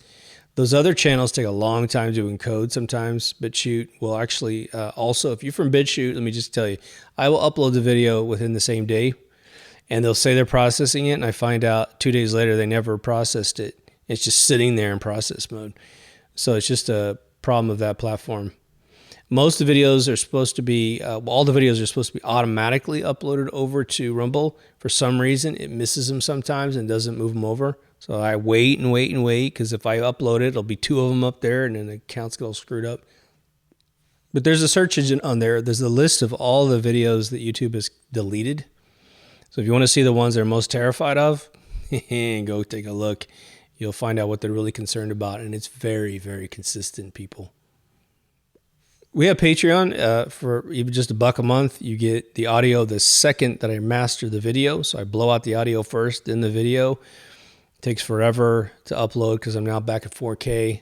And so those are 15 gig premium files. I put them on YouTube, then I scrape them from YouTube because they do all the compression for me. Otherwise, I'm just sitting around for hours waiting for my computers at home to do it, although I have a 4090 now, so it might go a lot faster.